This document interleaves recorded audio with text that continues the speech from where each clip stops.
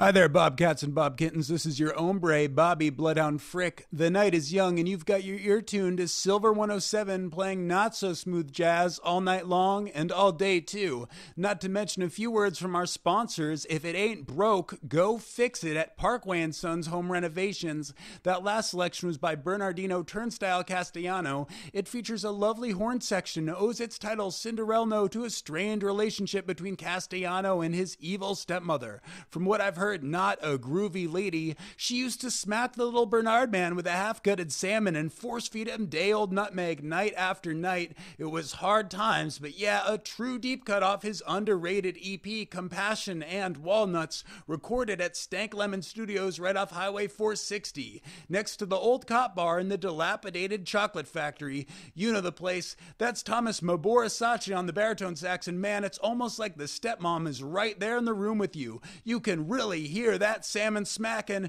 Maybe Maborisachi had a wicked stepmom of his own, but I don't know, and I also don't care. But don't forget your man Nacho Barsones on the upright basses here in town, and he'll be stopping by Tuesday to talk about his favorite bass licks and the difficulties of having a pineapple allergy. Just kidding about that last part, Bobcats. Anyhow, we got plenty more coming up for you, so don't touch that dial. Donald Priuchichenko, I hope I'm pronouncing that right, and the Coronal Mass Ejection Trio are coming up next with Thunder and Peanut Butter Revisited off their 4th LP, Face Fur Radio, so stick around right here on Silver 107.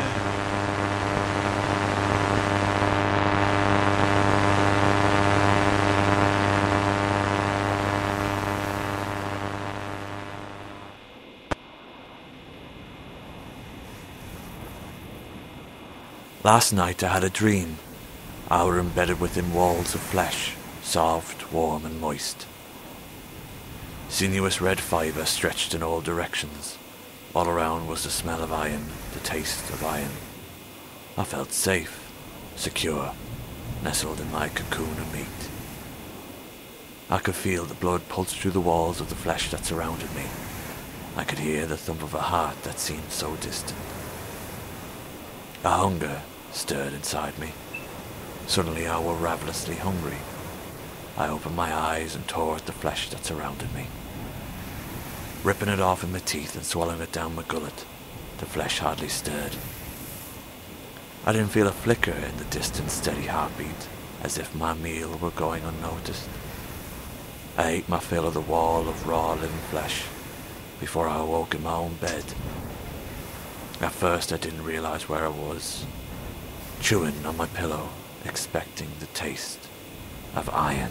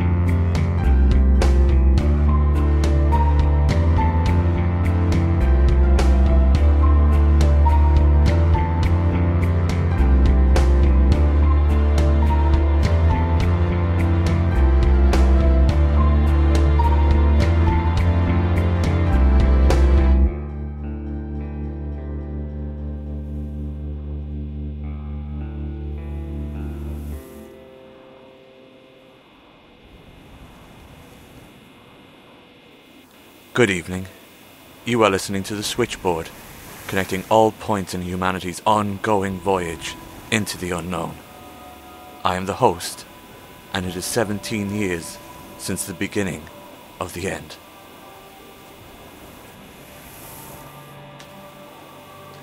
I have received numerous emails inquiring after the cormorant who crashed into the wind turbine. The bird whose sex I have been unable to ascertain seems to be doing well. They have been living with me here in the lighthouse, living off fish and table scraps. Their injury doesn't seem to be causing them much pain, but they seem annoyed at their inability to fly. The bird was cautious of me at first, but after a few feedings, submitted to being stroked. Now they will often approach me and demand to be scratched on the head. I will admit the arrival of this bird has done much to relieve the stress of solitude. I've never had a pet before. Had I known the comfort of an animal's companionship before, I would have brought a dog or cat to the island with me. Perhaps when this bird has healed and left the island, I will make inquiries with the man who brings my food about whether or not he can find an old dog or cat in need of a home. In deference to our surroundings, I've named the bird Hemingway. At first it was an idle affectation, merely something to call them other than bird, but to my amazement they now readily respond to the name. Hemingway is currently perched in the window, watching the gulls as they fly around outside. I'm not ashamed to say I find this presence comforting, though I'm not sure why. I'm afraid there is no translation from Biao Xiaoping's diary tonight. There's been a delay in translation. Don't worry, nothing untoward has happened. Simply life has gotten in the way. Today I received the following voicemail from Samantha Ko. Hey host, a couple of quick things. Thing the first, do I really have to call you host? I get that you're trying to remain anonymous and all, but calling somebody host over and over again feels weird. Can't you think of a pseudonym that's an actual name, like Peter, or Xiang, or Vladislaus, or Rotimi? I guess that's not really important, but it's bugging me. Thing the second, I'm afraid there's been a delay with translating the diary. As you know, I translate text for a university, and, well, there's been a recent discovery in Mongolia. You reported on it, actually. All those hands? Well, hands weren't all they found. There was a book, too. At least we think it used to be a book. There's remnants of what could have been a cover, but it also could have been fragments of a container that just got stuck to the pages. But don't tell anybody I said that. The archaeologists hate looking like they're not certain about anything. Anyway, whatever these pages are, they're written in one of the 76,000 different versions of the Mongolian alphabet, and I'm gonna have to identify which one before I can even think about what dialect it is. So yeah, I'll finish up the diary, but the day job has to take priority. Thing the third, speaking of the diary, shit is crazy. So, sorry about the delay, I hope you don't mind. Boop that bird of yours on the beak for me and stay safe. Bye. Samantha, of course, your career must take precedent. Please take your time. I give you full permission to address me in whatever fashion you see fit. And finally, I don't believe the bird would appreciate having its beak, booped, as you say. Oh, God. Maybe someday this will be actually.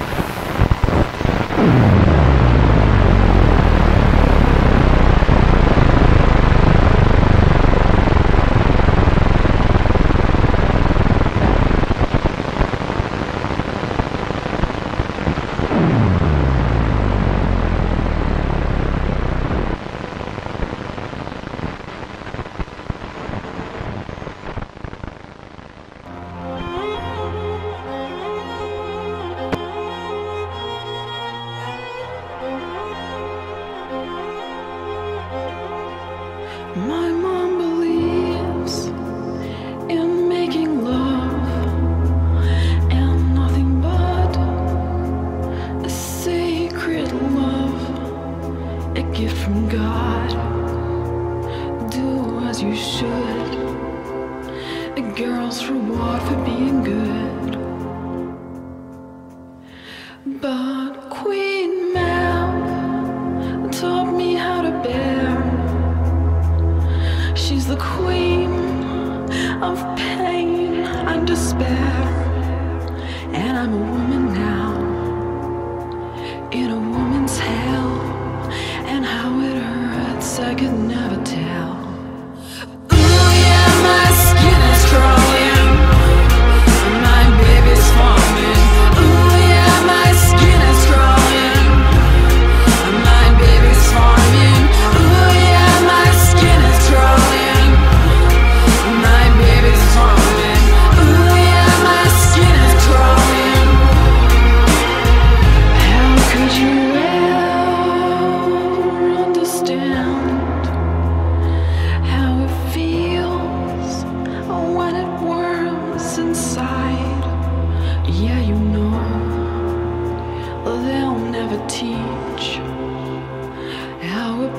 ease your mind.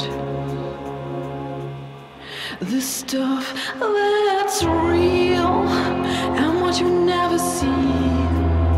Yeah, life and dreams, it's all the same to me. I'll never know what's to be said, but it echoes in my head. Ooh, yeah, my skin is crawling, my baby's forming. Ooh, yeah, my skin is crawling, my baby's forming. Ooh, yeah, my skin is crawling, my baby's forming. Ooh, yeah, my skin is crawling, my baby's forming. So rockabye, now don't you cry. We all must die, we all must die. So rockabye, now don't you cry. Ooh, yeah, my skin is crawling, my baby's forming. Ooh, yeah, my skin is crawling, my baby's forming. Ooh, yeah, my skin is crawling, my baby's forming. Ooh, yeah, my skin is crawling.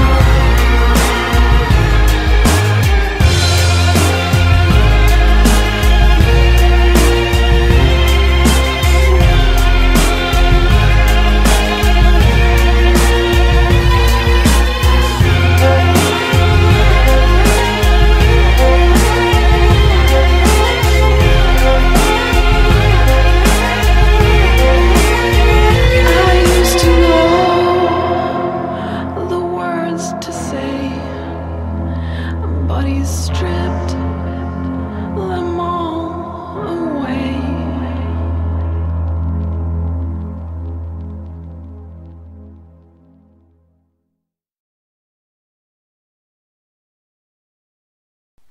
Hey, that was Incubus by Hana Piranha, and let's be real. Isn't this exactly the kind of outcry that many women keep inside their heads regarding the whole choice debate? Yesterday, we had a couple of callers explaining why they are pro-life.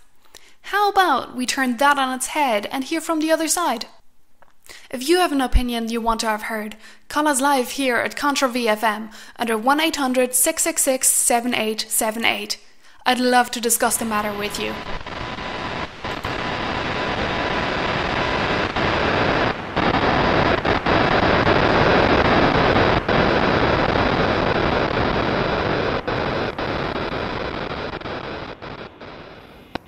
Bugger me.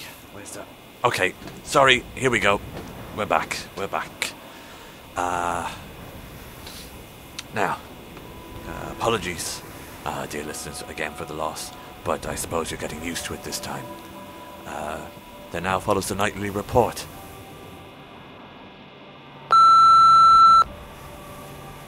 A 16-year-old boy has been found heavily anaesthetised in a London hotel room that has been sterilised to OR standards. A full regimen of antibiotics and anti-inflammatories were left upon the bedside table, along with directions for their use. The boy had a tightly and firmly structured incision on his left side and clean scarring that spelled the word thanks in a neat cursive hand. We thank an anonymous officer of the London Metropolitan Police for this information.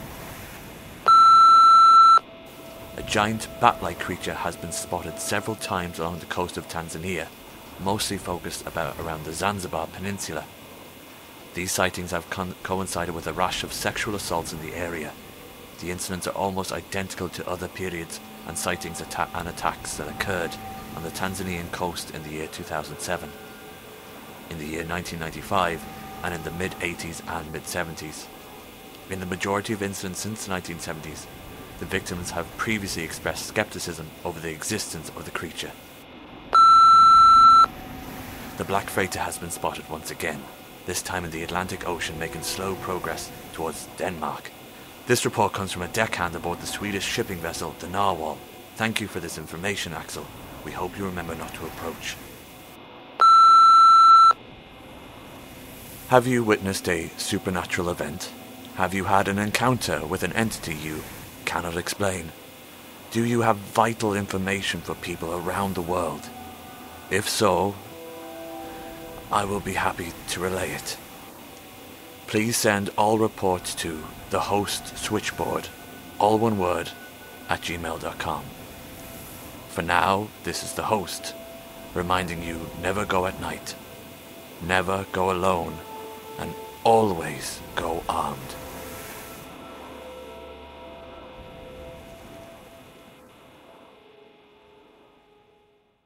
The Switchboard is a Hog and Dice production, written and directed by Stephen Jack Cullen, with music by Thomas O'Boyle and Kevin MacLeod. The voice of the host was Keith Byrne. The voice of Samantha Ko was Alison Marcellus. You can find out more and see our other projects at hogandice.com. We really are open to your reports, so please send your written reports or audio recordings to thehostswitchboard@gmail.com or tweet it directly to the host at SwitchboardPod. This episode's broadcast failure was performed by Matheww Schulman and Janina McShannon. The song was Incubus by Hana Piranha. You can find out more at hanapiranha.com.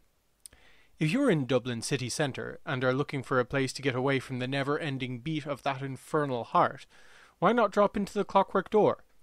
They have a games room, a study room, a fully stocked kitchen, and a board games and reading room. You only have to pay for the time you spend there, and rates start at 8 cents a minute for your first 2 hours. Find out more at clockworkdoor.ie. If you enjoyed today's episode, maybe you'd also like Ceaseless, All-Consuming Guilt.